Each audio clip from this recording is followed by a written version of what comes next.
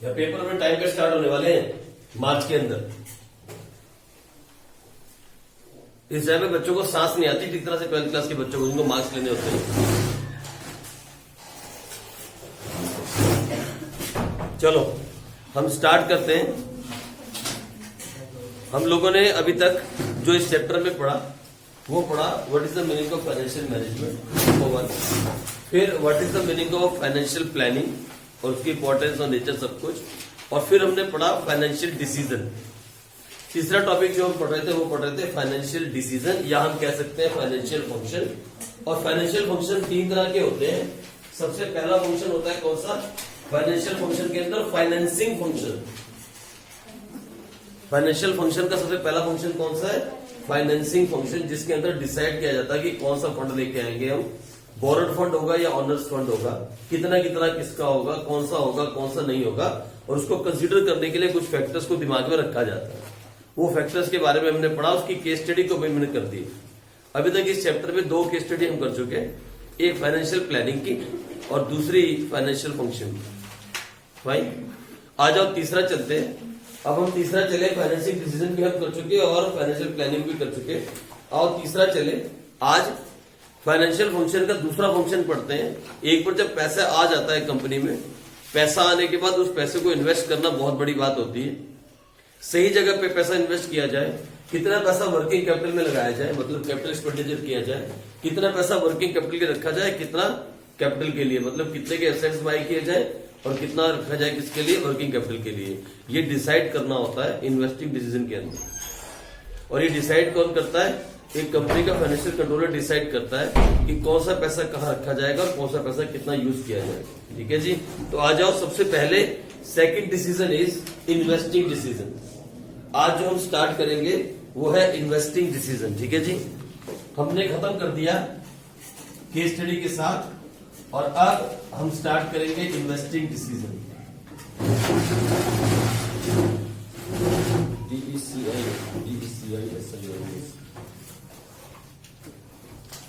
Investing decision, इसे investing function कह लो या इन्वेस्टिंग डिसीजन कह लो, एक ही बात है। बस बात इतनी सी थी कि हम 3 फंक्शन पढ़ते हैं फाइनेंशियल मैनेजमेंट के अंदर। हम 3 फंक्शन पढ़ते हैं, एक फाइनेंशियल कंट्रोलर के 3 काम। सबसे पहला फाइनेंसिंग, दूसरा इन्वेस्टिंग और तीसरा डिविडेंड। आज हम दूसरा पढ़ने वाले हैं। ऑलमोस्ट चैप्टर के नजदीक हम पहुंच रहे हैं, लेकिन अभी ये चैप्टर यहाँ खत्म होने के बाद कुछ और रफ्तार पकड़ लेगा, हम किसी और रास्ते में निकल जाएंगे, लेकिन चैप्टर बहुत लंबा जाता है। भाई आ जाओ स्टार्ट करते हैं। इन्वेस्टिंग डिसीजन होता क्या है, तो लिखो इसके बारे में जल्दी से। Investing decision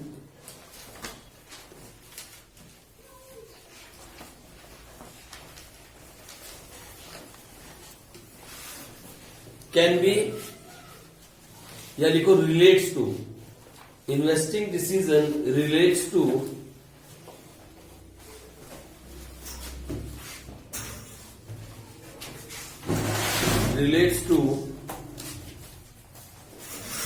how the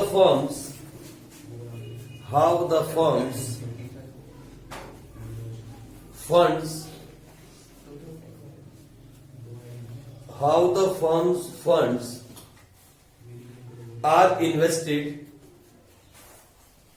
are invested in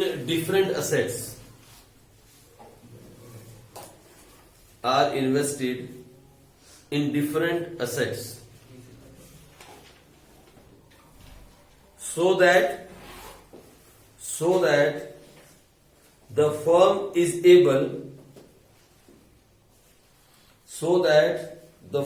is able to earn highest possible returns.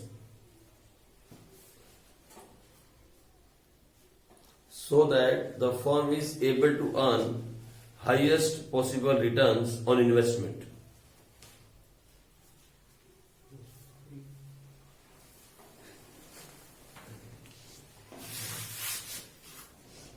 There are 2 types of investment decisions. 2 तरह के डिसीजन इसके अंदर आते हैं, एक लॉन्ग टर्म इन्वेस्टमेंट डिसीजन और दूसरा short term.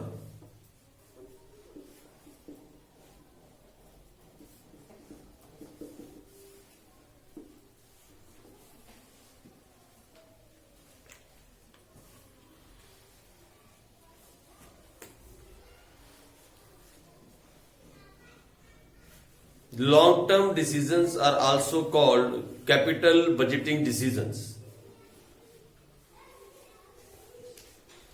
Long term decisions are also called capital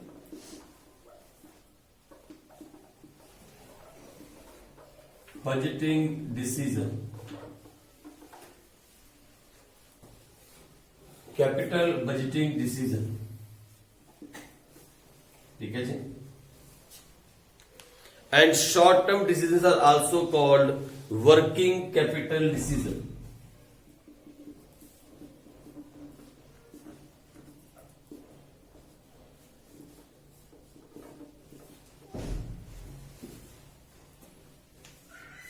short term decision are also called working capital decision. अब ये लॉन्ग टर्म क्या होते हैं और लॉन्ग टर्म डिसीजन लेने से पहले कौन से फैक्टर दिमाग में रखे जाते हैं, फिर शॉर्ट टर्म क्या होते हैं, इनके लिए कौन से फैक्टर दिमाग में रखे जाते हैं, इसको हम अलग अलग तरीके से आप पढ़ेंगे. तो सबसे पहले लॉन्ग टर्म डिसीजन आ जाओ जी. लॉन्ग टर्म इन्वेस्टिंग डिसीजन जिन्हें हम कैपिटल बजटिंग भी कहते हैं. चलो आप फटाफट सबसे पहले इसको पढ़ें.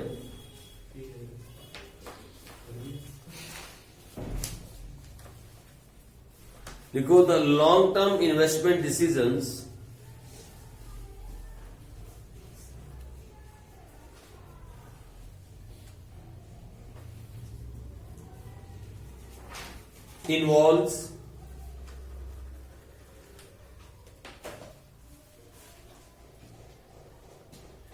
involves allocation of funds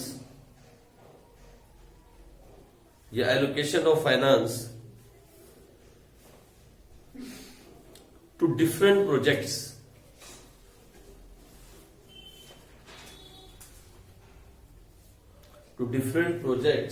or assets,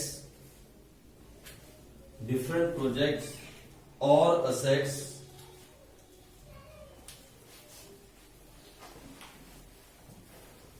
with long term implementation,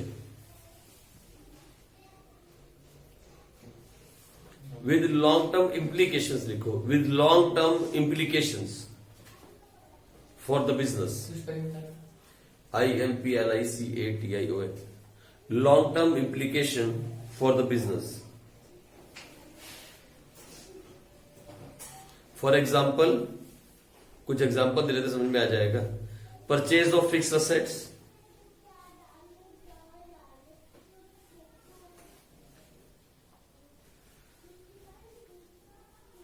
कोई भी असेट्स बाय करना हो वो लॉन्ग टर्म फाइनेंसिंग में आ जाएगा. अच्छा, उसके बाद expanding the business, like opening a new branch, है ना, नई ब्रांच खोलनी.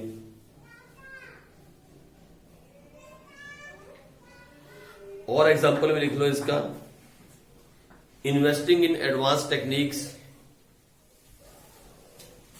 इन्वेस्टिंग इन एडवांस टेक्निक्स,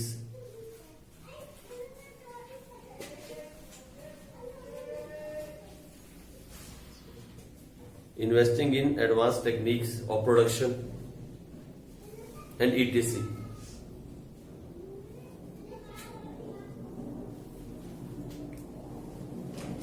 ठीक है जी. चलो, तो हम सबसे पहले डिसीजन पढ़ रहे हैं कौन सा, लॉन्ग टर्म इन्वेस्टिंग डिसीजन, जिसे हम कहते हैं कैपिटल बजटिंग डिसीजन. इसमें सिर्फ असेट्स नहीं आता, असेट्स के अलावा और भी दो बातें आपको लिखवा दी जो कि केस स्टडी में काम आएंगी. अंडरलाइन कर लो. असेट्स के अलावा ये जो दो बातें आपने लिखी उनको अंडरलाइन करो, जैसा एक्सपेंशन और दूसरा कौन सा लिखा, तीसरा investing in advance techniques of production. इनको अंडरलाइन कर लो, ये आपको केस स्टडी में काम आएंगी. ये दोनों लाइन्स अंडरलाइन करो. ठीक है जी. चलो आगे बढ़ जाओ. आगे लिखो, since long term assets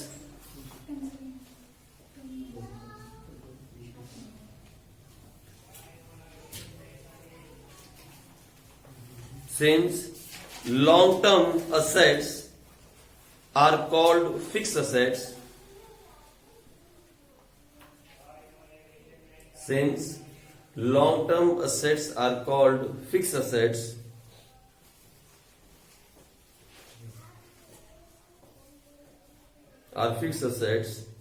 therefore Therefore, this decision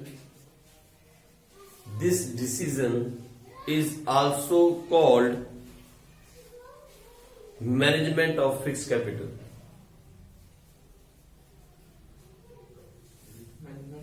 Fixed capital.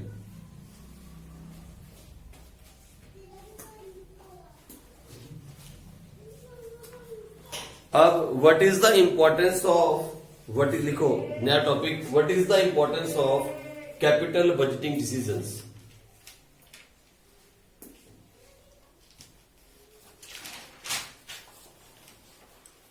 What is the importance of capital budgeting decisions?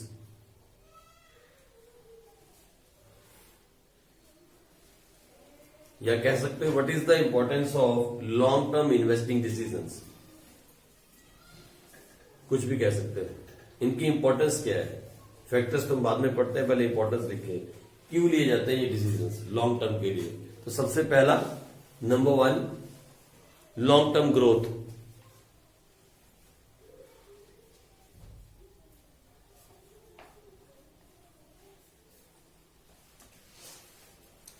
लिखो the funds invested in long term assets. The funds invested in long term assets are likely to give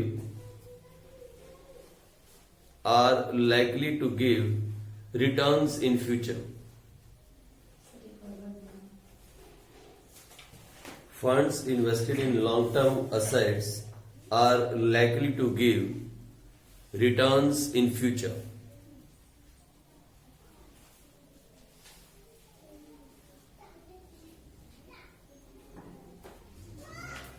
This will affect the future prospects of business. This will affect the future prospects of business.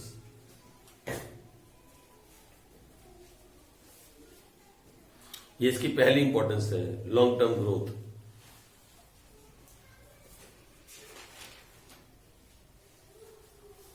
Second importance लिखो. Second importance of long-term investment decisions. Large amount of funds. Large amount of funds.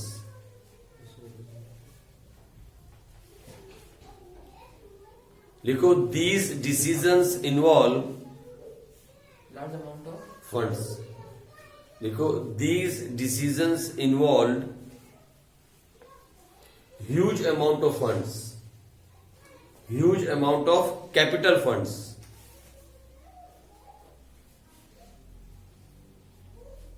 Being blocked in long-term projects.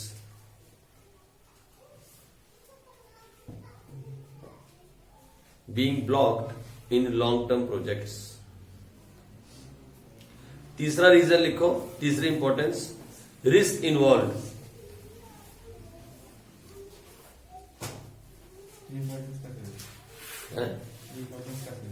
लिखो तो बताता हूं. तीसरी risk involve. Fix capital involves. इसमें लिखो fix capital involves. Fix capital involves investment of huge funds.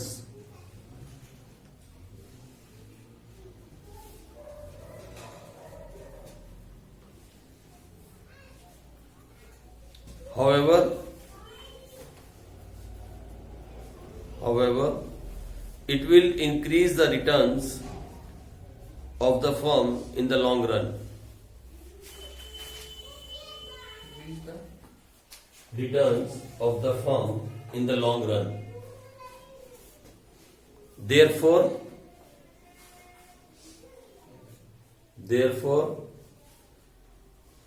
these decisions influence the overall business risk of the firm. These decisions influence the overall business risk of the firm.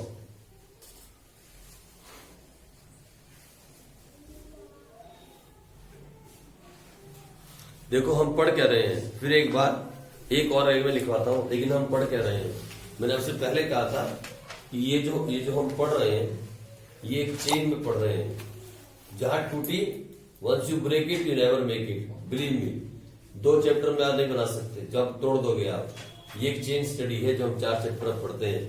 जो in chapter को miss करेंगे वो अगले 2 chapter में ख्याल रखना। ये 15 चलेंगे तो अगले 15 बचा लो। जिनको आदत है छुट्टी करने की उनको बता रहा हूं कि भैया अगर ये 15 चले जाए तो अगले 15 बचा लेना, क्योंकि ये चेन स्टडी में पढ़ते हो। आप कभी समझ नहीं सकते इन चैप्टर को दोबारा से पढ़ के किसी भी हालत के लिए, ये है ही नहीं, पॉसिबल नहीं इन चैप्टर्स के साथ। और अगर आपको कोई समझा भी देगा, कोई बाबा बैठा है जो वहां पे यूट्यूब पे, तो फिर भी आपके मार्क्स नहीं आएंगे, आप पकड़ नहीं पाओगे। नहीं, मैंने रिकॉर्ड ही नहीं की क्लासेस, मैंने इस बार किया ही ऐसा है। जिस दिन छुट्टी ज्यादा बच्चे करेंगे उस दिन क्लास रिकॉर्ड नहीं करनी, पढ़ो फिर कॉमर्स वापस से। कॉमर्स वापस से पढ़ाते हैं, 20 दिन की क्लास डाल देता है, वो कर लीजिए। ठीक है जी। मैंने सुनो, स्कूल के अंदर भी क्लासेस पहुंच गई, मालूम है आपको? जो शाहरुख खान बेच रहा है तो स्कूल के अंदर तक, स्कूल की मैडम अब टैब दे रही है, उस टैब के अंदर क्लासेस है, उसको देखो घर जाके। यदि अब मैडमों का काम खत्म है, अब यही क्लासेस हमको पढ़ाएगी बाद में आगे जाके, फ्यूचर ही है। ठीक है, चलो जो भी हम पढ़ रहे हैं ये एक चेन स्टडी के थ्रू पढ़ते हैं। इसमें बहुत ख्याल से, बहुत दिमाग से, बहुत कंसंट्रेशन से पढ़ाई करनी पड़ती है इस चैप्टर के अंदर। ये चैप्टर ऐसा नहीं है कि प्लानिंग की इंपॉर्टेंस अगर छूट भी गई तो फीचर समझ में आ जाएंगे। ये चैप्टर ऐसे नहीं है, मैंने आपको फर्स्ट से कहा था। ये चैप्टर्स एक लैब में समझ में आते हैं और वही बच्चा इनको पूरी तरह समझ पाता है जिसको क्वांटिटी के साथ पढ़ता है। जो क्वांटिटी के साथ नहीं पढ़ता उसके पास ये प्लस माइनस में रहते हैं, मतलब तुक्के से नंबर आ भी जाए और तुक्के से ना भी आए, वो रिस्क में जीता है। लेकिन वही बात आ जाती है सबसे लास्ट में। हमेशा एक बात मैं बोलता हूं, जो भी मैं कहता हूं ये उन बच्चों के लिए है जो 90 प्लस में जाना चाहते हैं। जिन गधों को फर्क नहीं पड़ता, जो भेड़ बकरियां हैं, उनके लिए कोई बात नहीं है। आप ये बात हमेशा दिमाग में रखा करो। इसीलिए जब कभी टाइम मिलता है और क्लास में आप बैठे हो, ये वो वक्त आ चुका, अब वो वक्त आ गया, अब वो वक्त आ गया। When you breathe in the study, when you breathe out the study. वो टाइम अब आ गया। नॉनसेंस मत बनो, कुत्तों की तरह गली में घूमना पूंछ ला के छोड़ दो, सारा दिन बातें मारने मुंह मिला के छोड़ दो। You are not animals, believe करो पहले इस बात को समझो। You have mind only, that's why, otherwise बाकी सब कुछ सेम है। आपका डाइजेस्टिव सिस्टम, सब कुछ सिस्टम सेम है, आप उसकी तरह, डंगरों की तरह, जानवरों की तरह, सिर्फ दिमाग का फर्क है और कोई फर्क नहीं है। और जो बच्चे में दिमाग है वो ये समझ गया कि जब भी मुझे अब टाइम मिले I have to discuss study. अगर सपोज मार्च अप्रैल में पेपर हो गए, 3 मार्च से कह रहे हैं, अब देखो आप कितना लैग कर रहे हैं अभी तक, कितना कुछ पढ़ना बाकी है, कितनी रिवीजन बाकी है, सोच के देखो आप। और फिर जब मौका मिलता है फालतू की बातें माननी स्टार्ट कर देते हो। जब भी मौका मिले सिर्फ पढ़ाई डिस्कस करो, सिर्फ स्टडी डिस्कस करो, वो टाइम आ गया। क्योंकि इस टाइम पे जो कमीने होते हैं ना, वो भी पढ़ाई की बातें करने ले जाते हैं। जो कमीने होते हैं, फिर तुम तो अच्छे बच्चे हो, इस टाइम पे वो भी पढ़ाई की बात करते हैं जिन्हें पता था कि अब पास नहीं होना। या कभी भी यहाँ पे 4 साल से जो सबसे नालायक बच्चे थे ना, वो भी इस टाइम पे आके कहीं ना कहीं से पेन निकाल लेते थे और बोलते थे यार एक सम समझा दियो, जब फ्री टाइम मिलता था। अब ये पूछना नहीं बंद कर दो, तुम्हारे को किसी को पूछ नहीं है। Don't become animals. आप ह्यूमन बीइंग हो, आप में दिमाग है, आप समझ सकते हो कि ये सारे चैप्टर कैसे पढ़ने वाले हैं। और आप देखते हो हमने केस स्टडी सॉल्व की, कितनी हार्ड केस स्टडी थी वो। It was not a simple job. आप देख रहे हो? तो प्लीज नॉनसेंस बंद कर दो, नॉनसेंस बंद कर दो। खासकर वो बच्चे जिन्हें लाइफ में कुछ करना है, जिन्हें कुछ नहीं करना वो मस्त जीते, उन्हें जीने दो। उन्हें देख के अपनी लाइफ मत खराब करो, दूसरों को देख के अपनी जिंदगी मत खराब करो। सबके माँ बाप डिफरेंट है, सबकी अपनी अपनी पॉलिसीज है, सबकी अपनी अपनी प्रॉब्लम्स है, सबका अपना अपना तरीका है, सबके माँ बाप की अपनी अपनी एक्सपेक्टेशंस है। इसीलिए दूसरे को देख के अपनी जिंदगी खराब मत करो। खासकर आखिर के 4 महीने, अब 4 महीने में नहीं बचेगा। मार्च में पेपर हुए तो जनवरी फरवरी गिने 60-70 दिन रह गए सर पेपरों में। जैसे वो बोल रहे हैं न्यूज पे कि मार्च से पेपर आगे नहीं जाएंगे किसी भी हाल में। अगर ये हालात होगी तो हमारे पास 70 दिन भी नहीं है। 70 days are left only 70 days are left in final exam. चलो, तो हम जो पढ़ रहे हैं ये चेन स्टडी के हिसाब से है। सबसे पहले हमने पढ़ा financial management, financial planning, financial decisions. उसमें पहले पढ़ा फाइनेंसिंग डिसीजंस। अब हम आए इन्वेस्टिंग डिसीजन। जब एक बार कंपनी में पैसा आ जाता है तो फिर ये डिसीजन लेना पड़ता है कि उस पैसे को इन्वेस्ट कहां करें। लेकिन पैसा इन्वेस्ट करने से पहले दो तरह का इन्वेस्टमेंट होती है, एक लॉन्ग टर्म इन्वेस्टमेंट, एक शॉर्ट टर्म इन्वेस्टमेंट। कंपनी दो तरह से इन्वेस्टमेंट करती है, एक तो लॉन्ग टर्म जिसमें कंपनी ज्यादा पैसा इन्वेस्ट करती है एसेट्स के अंदर, कंपनी इन्वेस्ट करती है नया ब्रांच खोलने के अंदर, कंपनी इन्वेस्ट करती है नई टेक्निक्स बाय करने के लिए, वो सब लॉन्ग टर्म इन्वेस्टमेंट्स है। उसका फायदा एक दिन में नहीं मिलता, उसका बेनिफिट हमेशा कहां मिलता है, फ्यूचर के अंदर। या दूसरी इन्वेस्टमेंट होती है शॉर्ट टर्म के अंदर। अब कौन सी कंपनी लॉन्ग टर्म में करती है, कौन सी शॉर्ट टर्म में करती है, आगे का केस है। लेकिन अभी हमने कहा अगर हम लॉन्ग टर्म की बात करें तो इसकी इंपॉर्टेंस क्या है, लॉन्ग टर्म डिसीजन की क्या इंपॉर्टेंस होती है। तो सबसे पहला टॉपिक हमने पढ़ा लॉन्ग टर्म ग्रोथ। भैया अगर हम लॉन्ग टर्म के लिए पैसा इन्वेस्ट करेंगे तो कंपनी को लॉन्ग टर्म ग्रोथ मिलेगी। आज आप पैसा लगाओगे, आज पेड़ का बीज लगाओगे तो 2, 3, 4 साल के बाद भी तो फल खाओगे। आज ढंग से पढ़ोगे तो ही तो 5 साल बाद नौकरी मिलेगी, that is called long term growth.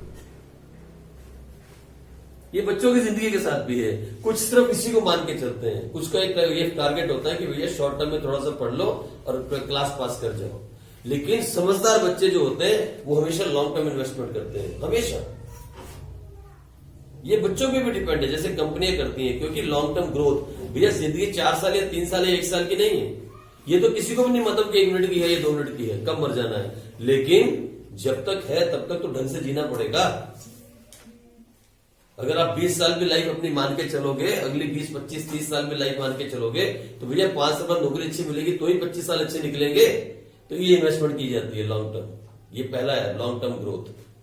आज अच्छे से पढ़ोगे, अच्छे से अपना इन्वेस्टमेंट करोगे टाइम को, तो ही तो 5 साल के बाद उसकी ग्रोथ मिलनी स्टार्ट होगी। आज पेड़ लगाते हो 10 साल आते हैं, 10 साल कम से कम, 5 से 7 साल बाद उसमें फल लगना स्टार्ट होता है। 5 से 7 साल तक उसका फल नहीं आता। तो आज अच्छा पढ़ोगे तो 5-7 साल के बाद अच्छा फल मिलेगा। यही कंपनी के साथ था, लॉन्ग टर्म ग्रोथ, पहला पॉइंट। दूसरा हमने क्या पढ़ा उसके बाद, large amount of funds involve. हाँ, अभी लॉन्ग टर्म इन्वेस्टमेंट छोटे पैसे नहीं होते।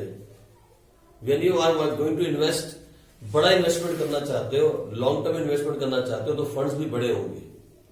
जिन बच्चों को अपनी जिंदगी के अंदर लॉन्ग टर्म इन्वेस्टमेंट करनी है वो 1 घंटे 2 घंटे की पढ़ाई से नहीं होती है। They have to invest something like 8 से 10 घंटे रोज के। समझते हो मेरी बात को? ये वाले बच्चे होते हैं वो जो 2 घंटे पढ़ के कहते हैं बस क्लास से निकलना है बाहर, फटाफट क्लास खत्म करनी है। लेकिन ये वाले बच्चे कौन होते हैं? जो सीखने के लिए पढ़ते हैं, जो पढ़ने के लिए नहीं पढ़ते, सीखने के लिए पढ़ते हैं। वो 8 से 10 घंटे लगाने पड़ते हैं। अगर कुछ सीखना चाहते हो, you have to give time. पढ़ना चाहते हो तो ये शॉर्ट टर्म इन्वेस्टमेंट चलेगी पढ़ाई के अंदर, ऐसी कंपनियों के अंदर है। इसमें ह्यूज फंड इन्वॉल्व है, छोटा मोटा फंड इन्वॉल्व नहीं होता, ह्यूज फंड इन्वॉल्व है। ये सेकंड पॉइंट था इसका, सेकंड इंपॉर्टेंस। फिर तीसरी में आगे तो हमने क्या पढ़ा, रिस्क इन्वॉल्व। भैया कमाल की बात है। अब वही बात हो गई ना, अब इस बार हमने 8 से 10 घंटे पढ़ाई की तो 100% कन्फर्म नौकरी मिल जाएगी। रिस्क तो है क्योंकि मार्केट में कंपटीशन बहुत है। ये काम कंपनियों के साथ है। बहुत बड़ी इन्वेस्टमेंट इसमें की जाती है तो बहुत बड़ा रिस्क भी इन्वॉल्व है, इसलिए बहुत सोच समझ के इन्वेस्टमेंट की जाती है। ठीक है जी, क्योंकि ह्यूज इन्वेस्टमेंट है तो ह्यूज रिस्क भी सबसे ज्यादा होता है। जितना ज्यादा इन्वेस्टमेंट उतना बड़ा रिस्क भी है। ना चली कंपनी सब बंद। ठीक है, आ जाओ। फिर चौथा पॉइंट कौन सा हमने पढ़ा? नहीं पढ़ा। अब लिखो 4th पॉइंट जल्दी से, irreversible decisions. Irreversible decision, irreversible समझते आप? इररिवर्सिबल मतलब जो डिसीजन आपने इसमें ले लिया अब रिवर्स नहीं कर सकते। अगर रिवर्स करोगे तो ह्यूज लॉस। लिखो, decisions taken under long term, decisions taken under long term investing decisions are not reversible. Under long term investing decisions are not reversible. ये रिवर्स नहीं होते।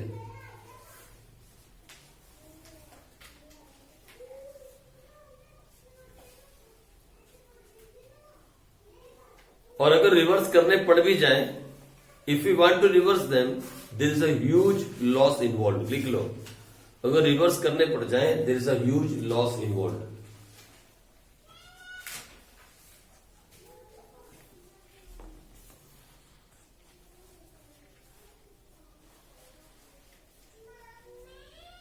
अब कंक्लूड कर दो बस, नीचे लिखो conclusion.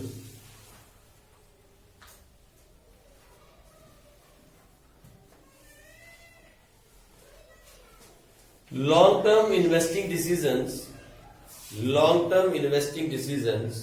oblique capital budgeting decisions are very critical.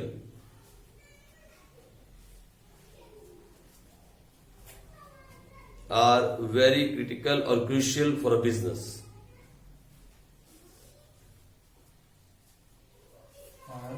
Very crucial कर दो, critical हटा दो. Very crucial for the business. Are very crucial for the business. Because they affect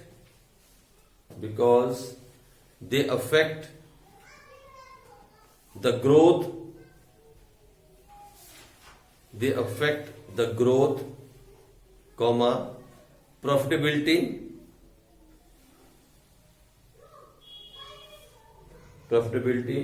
and risk of the business in the long run.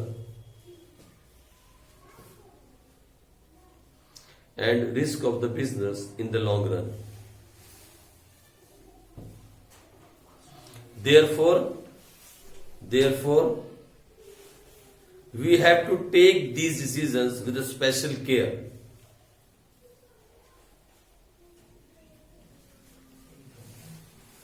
Therefore, we have to take these decisions with a special care.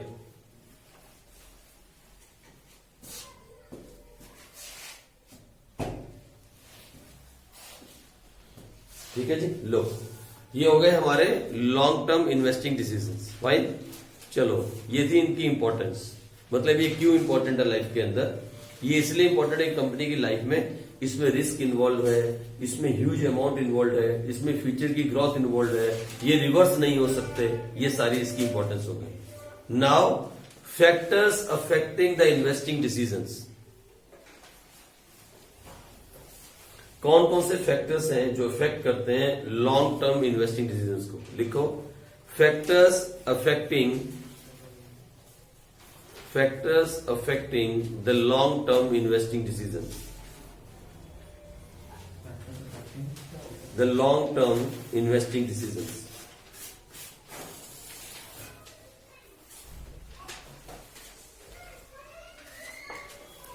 देखो जी, सबसे पहला factor, आप कभी भी huge पैसा लगाओगे किसी business के अंदर लंबे टाइम के लिए, क्योंकि बिजनेस में पैसा छोटे टाइम के लिए इन्वेस्ट नहीं किया जाता. When you open a business, आपकी थिंकिंग ये नहीं होती कि कल बंद कर देना है.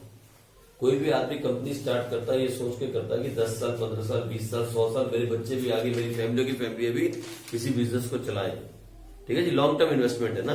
तो कोई भी आदमी जब ये सोचता है कि लॉन्ग टर्म में पैसा लगाया जाए ना लगाया जाए, तो सबसे पहले उसके दिमाग में जो आता है वो आता है रिटर्न ऑन इन्वेस्टमेंट. ROI लिखो, return on investment.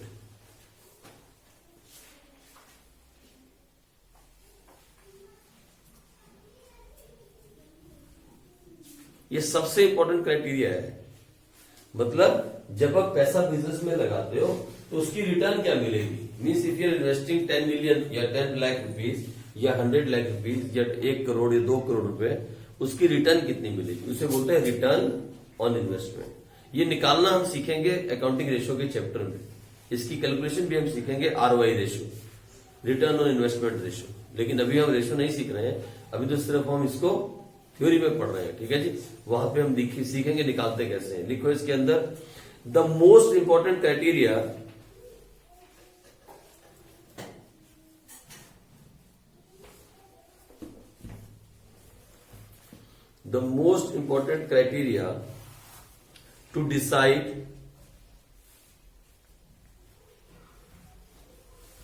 to decide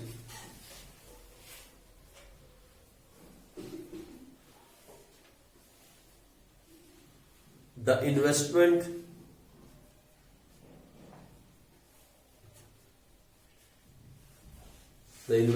proposal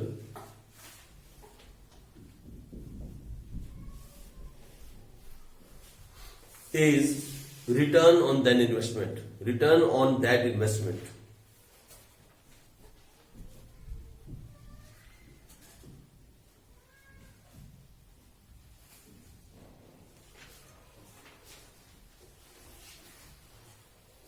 return on that investment, because these returns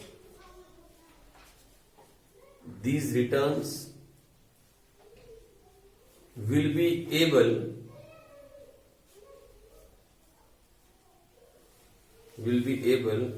to bring back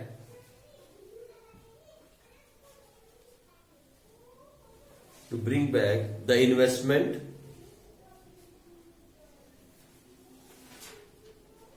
for the company in the form of income. For the company in the form of income.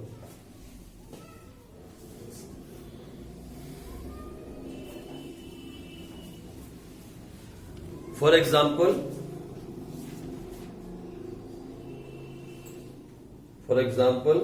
if there are two projects, project A and project B,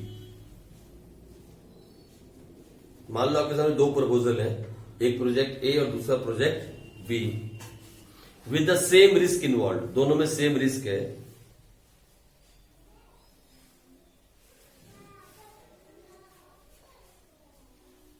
Project A is giving 10% ROI and project B is giving 15% ROI. Project A is giving 10% ROI, return on investment, and project B is giving 15% ROI.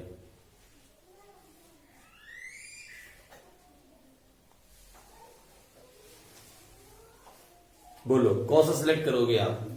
आपके सामने दो project हैं जिसमें same risk है, risk भी देखा जाता है. ऐसा ना हो कि प्रोजेक्ट ए के अंदर रिटर्न्स बहुत ज्यादा हो लेकिन रिस्क बहुत ज्यादा हो, पैसा डूबने के चांसेस बहुत हो. ठीक है जी. तो प्रोजेक्ट ए जो है वो 10% दे रहा है, प्रोजेक्ट बी जो है 15% रिटर्न दे रहा है और दोनों में रिस्क सेम है, तो आप कौन सा चूज करोगे? बी. क्योंकि रिटर्न इन्वेस्टमेंट का मतलब होता है जितना पैसा लगा के कितना आप कमा सकते हो, वही रिटर्न जो आपको वापस मिलता है उसी से आपकी इन्वेस्टमेंट वापस आती है. कैसे? देखो, आपने 10 करोड़ रुपए लगाया, बिजनेस स्टार्ट किया. ठीक है जी. वो 10 करोड़ कैपिटल हो गई आपकी, इन्वेस्टमेंट चली गई, वापस करोड़ लगा के आपने 1 लाख रुपए महीने का कमाना स्टार्ट किया. उस 1 लाख में से 25,000 यूज करना स्टार्ट किया, 75 कहां डाल दिया? रिजर्व के अंदर, रिटेन अर्निंग्स. राइट. फिर ऐसे करते गए, बिजनेस बढ़ता गया, वो रिटेन अर्निंग्स बढ़ती गई. वो बाद में जो रिटेन अर्निंग्स है रिजर्व, वो किसका है? ऑनर. तो आपकी इन्वेस्टमेंट वापस आ गई कि नहीं आ गई? लेकिन अगर रिटर्न ही ना हो, रिटर्न मैंने इनकम ही ना हो उस बिजनेस से, तो आपकी इन्वेस्टमेंट कभी वापस नहीं आएगी. आई बात समझ में? तो देखा जाता है कोई बिजनेस शुरू करने से पहले ये वाला डिसीजन जब हम लेते हैं तो सबसे पहले ध्यान में रखते हैं, ध्यान के अंदर इसकी इन्वेस्टमेंट रिटर्न कितनी है. उस बिजनेस में इन्वेस्टमेंट की जाती है जिसकी रिटर्न ज्यादा होती है, अदरवाइज नहीं. ठीक है जी. चलो आगे देखो, point number 2, second factor, cash flow of the project.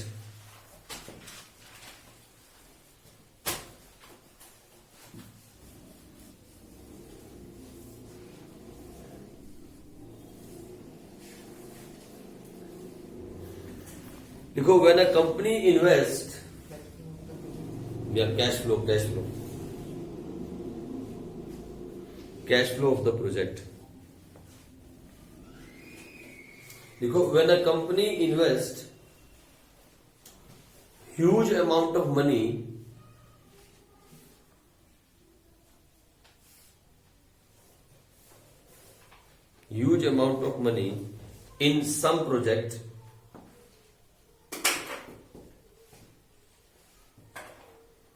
in some project,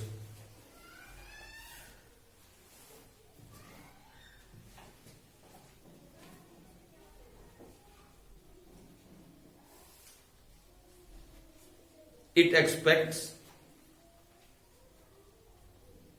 expects to generate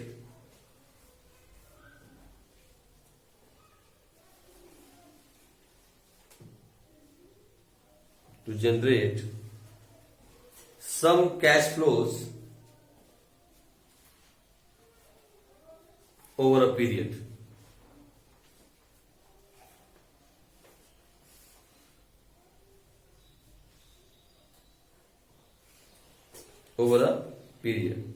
These cash flows these cash flows are in the form of cash receipts and payments. These cash flows are in the form of cash receipts and payments over the life of an investment. Over the life of an investment.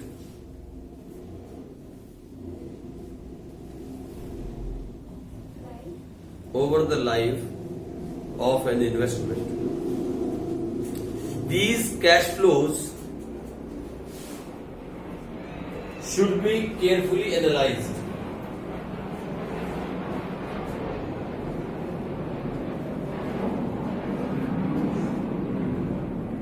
Before taking a decision.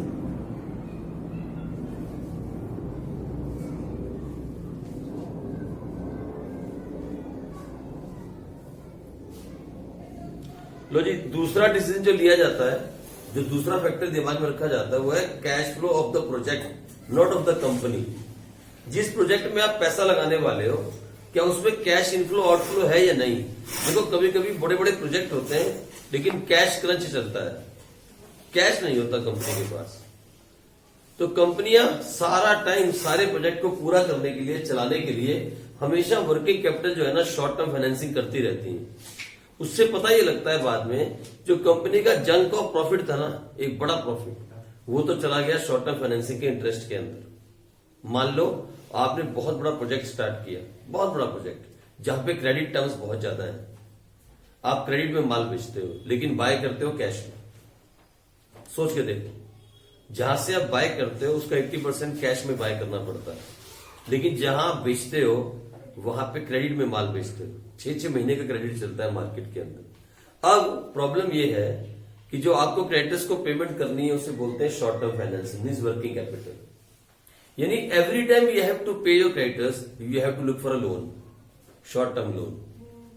इधर से पैसा आता है, आप creditor को चुकाना चाहते हो, लेकिन क्रेडिटर है कि माल देते नहीं, मेटेरियल उधार में देते नहीं, तो आप क्या करते हो, बैंक से ओवरड्राफ्ट लेते हो बार बार, और ओवरड्राफ्ट पे क्या देते हो, इंटरेस्ट। तो सुनो, आप जो माल बेच रहे हो, जो माल आप सेल कर रहे हो, उसमें प्रॉफिट कमा रहे हो, नो डाउट, लेकिन उसका एक बड़ा हिस्सा आप इंटरेस्ट में पे कर रहे हो, किसके, शॉर्ट टर्म फाइनेंसिंग। तो ये भी एक चीज कंसीडर की जाती है, जब कभी भी हम कोई लॉन्ग टर्म डिसीजन लेते हैं तो हम देखते हैं उस प्रोजेक्ट का कैश फ्लो कैसा है, इनफ्लो एंड आउटफ्लो। ये ना हो कि आउटफ्लो तो हो लेकिन इनफ्लो बहुत मुश्किल से होता हो, जैसे अभी मैंने आपको समझाया। हमें इनफ्लो और आउटफ्लो यानी रिसीट्स एंड पेमेंट्स दोनों देखनी पड़ती हैं किसी प्रोजेक्ट में डिसाइड करने से पहले। जिस प्रोजेक्ट के अंदर कैश इनफ्लो कम है और आउटफ्लो ज्यादा है, उस प्रोजेक्ट में बेनिफिट नहीं होता। हमें दिखता है बेनिफिट होता हुआ, प्रॉफिट होता हुआ, लेकिन प्रॉफिट मतलब जितना प्रॉफिट हमें दिखता उतना होता नहीं, क्योंकि बहुत ज्यादा इंटरेस्ट में चला जाता है। हम इंटरेस्ट पे करते रहते हैं, फाइनेंसिंग करते रहते हैं। और खासकर ये कहाँ होता है, ये होता है उन कंपनियों में जो कंस्ट्रक्शन का काम करती हैं, इंफ्रास्ट्रक्चर कंपनीज। उन कंपनियों के अंदर इनफ्लो जो होता है ना, इनफ्लो, वो इनफ्लो होता है जब पेमेंट मिलती है। जैसे आपने मान लो बिल्डिंग बनाने का काम शुरू किया, आप बिल्डिंग बनाते हो, आपने आज बिल्डिंग बनानी स्टार्ट की, आपको 10% मिल गए मोबिलाइजेशन फंड, आपने काम स्टार्ट कर दिया। अभी बिल्डिंग जब आधे तक पहुंच जाएगी तब जाके आपको पैसा मिलेगा, और आप तो कॉन्ट्रैक्टर हो, मतलब आप बना बना के बेचते हो, सब कुछ आपका ही। आपने सीमेंट बाय किया, आपने सरिया बाय किया, आपने रेत बाय की, आपने ईंटें बाय की, मजदूरों को तनख्वाह देनी, दिहाड़ी देनी, लेंटर डालने, ये सब पैसा आप इन्वेस्ट कर रहे हो।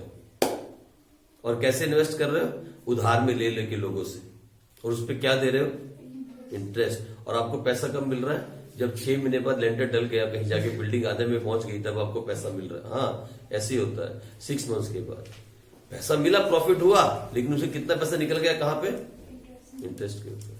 तो इस बात को भी कंसीडर किया जाता है, and that is called what, cash flow of the project. When we say cash flow, we talk about inflow and outflow, both things. इस चीज को भी कंसीडर किया जाता है व्हाइल टेकिंग अ डिसीजन। कौन सा decision, long term investing decision. ठीक है जी, इसको कंसीडर करके चलते हैं, ये इंपॉर्टेंट पॉइंट है। आ जाओ, लिखो तीसरा, नंबर 3। तीसरा लिखो, इन्वेस्टमेंट क्राइटेरिया इन्वॉल्व।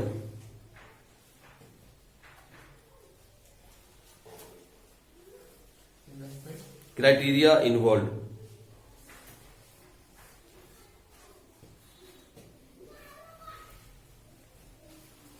लिखो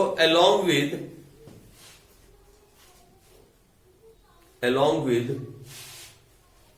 returns, return on investment, ROI, along with ROI, comma, cash flow,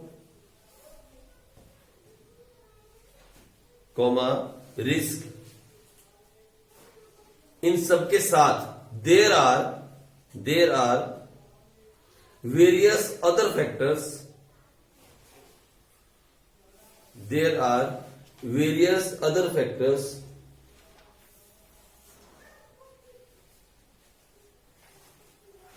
which helps in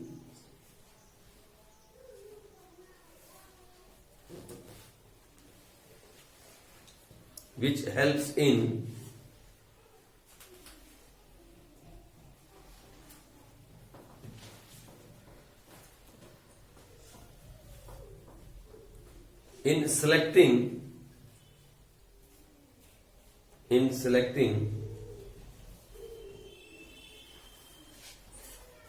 an investment proposal.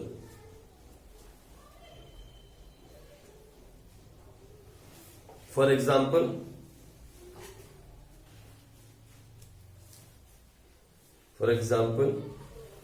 availability of labor,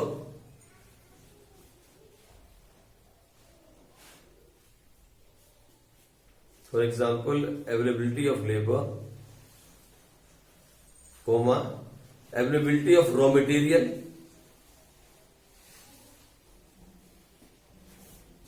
comma, techniques,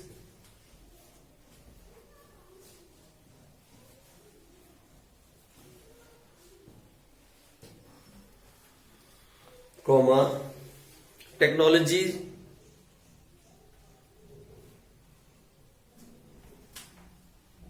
comma, other inputs,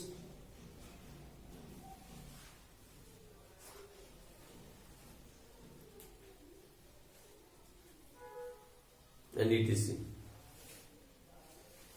है ना? मतलब हमने रिस्क भी देख लिया, हमने रिटर्न ऑन इन्वेस्टमेंट भी पढ़ लिया, हमने कैश फ्लो भी देख लिया. इसके अलावा भी बहुत सारी और चीजें हैं, जैसे अरे भाई लॉन्ग टर्म इन्वेस्टमेंट डिसीजन लेने वाले हो, एक बड़ी फैक्ट्री खोल रहे हो और ये नहीं देखा कि रॉ मटेरियल कहां से मिलेगा.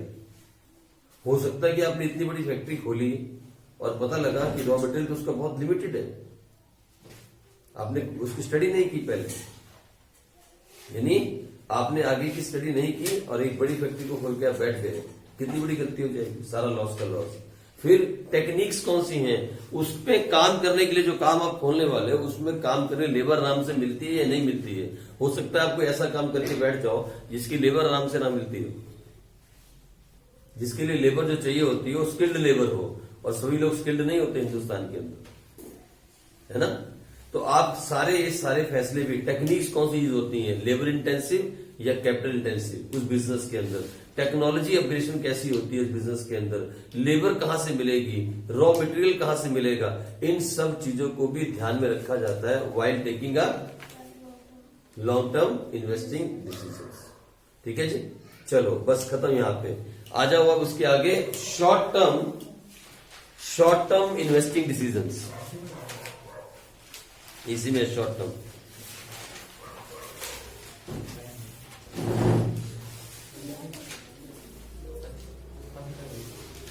देखो short term decisions are concerned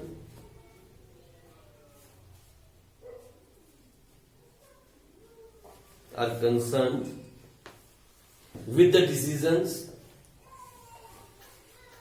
decisions regarding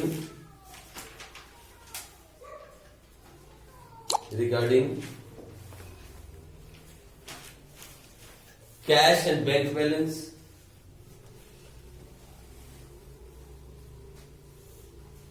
comma, inventories,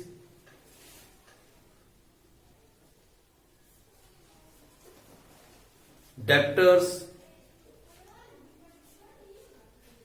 etc.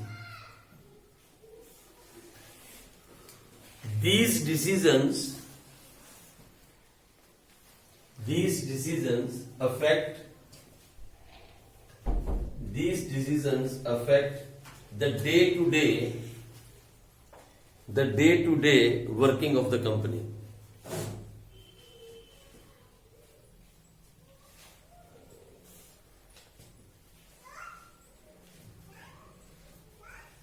फिर आगे लिखो इसी में नेक्स्ट पॉइंट में, these decisions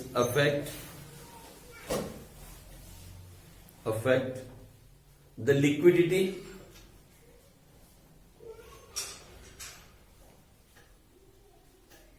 and profitability of the business.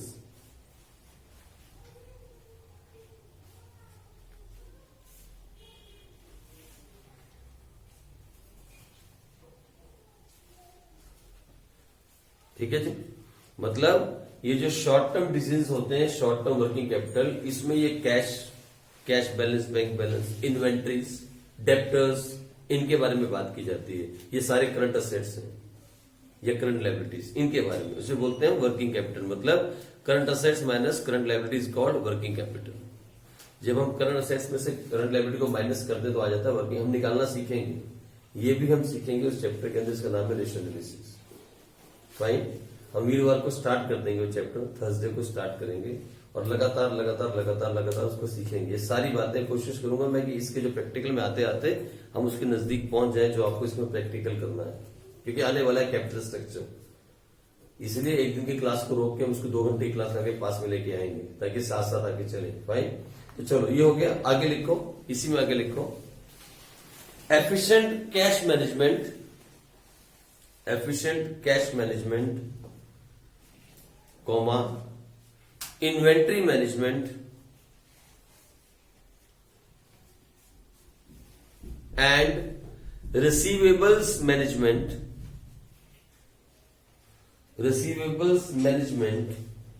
are the essential factors. Receivable मैंने वही debtors है, are essential factors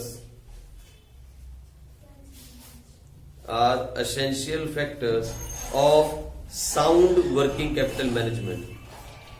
Are essential factors of sound working capital management. ठीक है जी।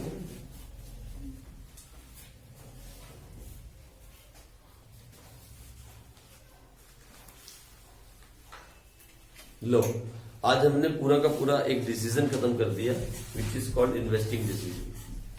आज हमने इन्वेस्टिंग डिसीजन को स्टार्ट किया और आज ही खत्म किया, और अभी भी हमारे पास वक्त शायद हो गया टाइम।